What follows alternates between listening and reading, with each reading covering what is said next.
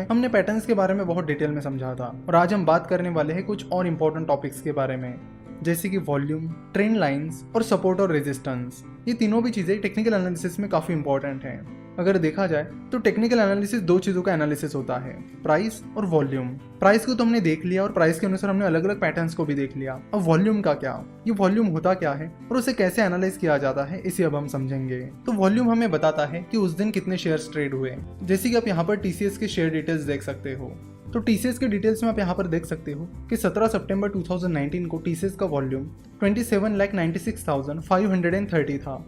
यानी इसका मतलब है कि उस दिन 27,96,530 शेयर्स ट्रेड हुए, यानी उतने शेयर्स का लेन देन हुआ। तो वॉल्यूम हमें बताता है कि उस पर्टिकुलर दिन या उस पर्टिकुलर टाइम में कितने शेयर्स का लेन देन हुआ। अब 17 सितंबर 2019 को TCS के 27,96,530 शेयर्स ट्रेड हुए। अब ये वॉल्यूम कम है या ज़्यादा, ये कैसे पता करें? तो उसके लिए आपको पिछले कुछ दिनों का एवरेज वॉल्यूम देखना होगा। जैसे कि आप यहाँ पर देख सकते हो कि 17 सितंबर के पहले 5 दिनों का एवरेज वॉल्यूम 24,86,391 था। 17 सितंबर के पहले 10 दिनों का एवरेज वॉल्यूम 22,85,555 था और 17 सितंबर के पहले 30 डेज का एवरेज वॉल्यूम 22,43,505 था। तो इससे हमें पता चलता है कि 17 सितंबर से पहले के दिनों का एवरेज 17 सितंबर के वॉल्यूम से कम था, जिससे हमें ये पता चलता है कि 17 सितंबर का वॉल्यूम अच्छा था। टेक्निकल एनालिसिस में वॉल्यूम काफी ज्यादा इंपॉर्टेंट होता है और आपको वॉल्यूम का एनालिसिस करना ही करना होता है।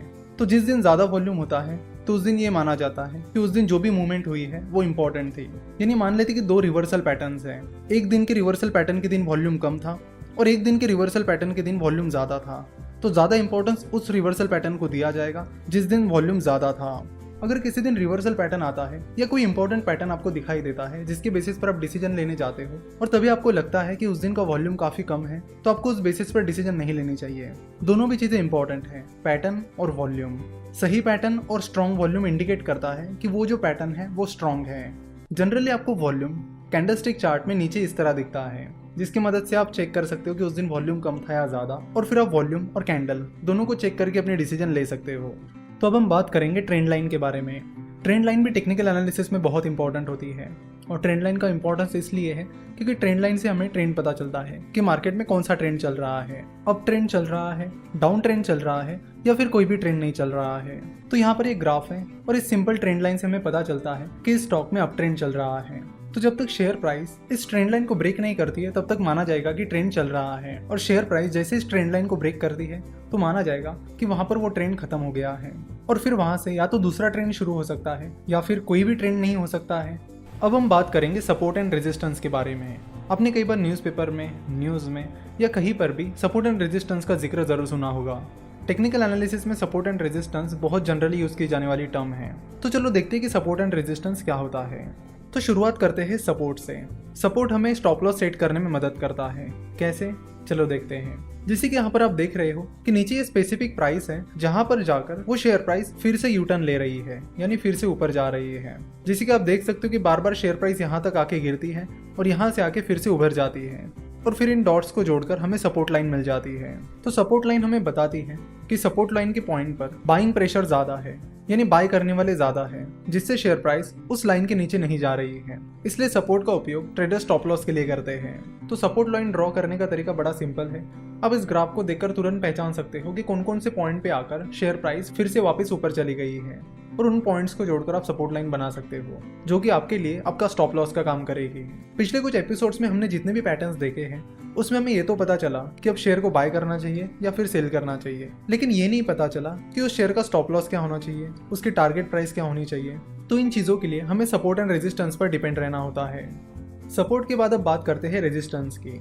रेजिस्टेंस एक ऐसी लेवल होती है जहां पर सेलिंग प्रेशर ज्यादा होता है, यानी जहां पर जाकर शेयर प्राइस यू टर्न ले लेती है, यानी शेयर प्राइस जल्दी से उस लेवल को ब्रेक नहीं कर पाती है। तो जैसे कि आप यहाँ पर देख सकते हो कि शेयर प्राइस कई बार रेजिस्टेंस के लेवल तक चली गई और फिर वापस नीचे चली आ गई, क्योंकि रेजिस्टेंस के लेवल पर सेलिंग प्रेशर काफी ज्यादा है, जिसकी वजह से वहां पर जाकर शेयर प्राइस नीचे चली जाती है। तो रेजिस्टेंस का उपयोग टारगेट प्राइस सेट करने के लिए किया जाता है। मान लेते कि आपने किसी शेयर को 100 रुपए पर इंट्राडे के लिए खरीद लिया है, तो आप रेजिस्टेंस लाइंस को टारगेट रख सकते हो, यानी जैसे ही शेयर प्राइस उस रेजिस्टेंस लाइन को टच कर देगी आपके शेयर सेल हो जाएंगे और आपको प्रॉफिट बुक हो जाएगा। तो शेयर प्राइस जितनी बार रेजिस्टेंस लेवल तक जाएगी और नीचे आएगी उतनी ही रेजिस्टेंस लेवल स्ट्रॉन्ग मानी जाएगी ना। अगर शेयर प्राइस सपोर्ट लेवल को या फिर रेजिस्टेंस लेवल को ब्रेक कर देती है तो फिर उसके बाद आपके सपोर्ट एंड रेजिस्टेंस चेंज हो जाएंगे, क्योंकि रेजिस्टेंस हमेशा आपके करंट प्राइस के ऊपर होता है और सपोर्ट हमेशा आपके करंट प्राइस से यानी जो प्राइस चल रही है उससे नीचे होता है। तो जैसे ही शेयर प्राइस सपोर्ट या रेजिस्टेंस को ब्रेक कर देगी आपके रेजिस्टेंस एंड सपोर्ट लेवल भी चेंज हो जाएंगे। आपको फिर से उस प्राइस के ऊपर के ऐसे पॉइंट ढूंढने पड़ेंगे जहां पर जाकर वो शेयर प्राइस नीचे चली आई है और उन पॉइंट्स को जोड़कर आप रेजिस्टेंस लाइंस बना सकते हो। तो सपोर्ट एंड रेजिस्टेंस एक काफी सिंपल कंसेप्ट है, इसे आप जरूर ध्यान में रखिए और अपने टारगेट और स्टॉप लॉस सेट करते वक्त आप रेजिस्टेंस और सपोर्ट का यूज जरूर कीजिए। आशा करता हूँ कि आपको वॉल्यूम, ट्रेंड लाइन और सपोर्ट एंड रेजिस्टेंस समझ में आया होगा। नेक्स्ट लेक्चर से हम इंडिकेटर्स के बारे में बात करेंगे कि कौन कौन से टेक्निकल इंडिकेटर्स होते हैं और उन्हें आप कैसे यूज कर सकते हो। कई तरह के डिफरेंट टेक्निकल इंडिकेटर्स होते हैं, तो हम जल्दी जल्दी जो इंपॉर्टेंट इंडिकेटर्स हैं उनको पूरी डिटेल में समझ लेंगे। आशा करता हूँ कि आपको आज का एपिसोड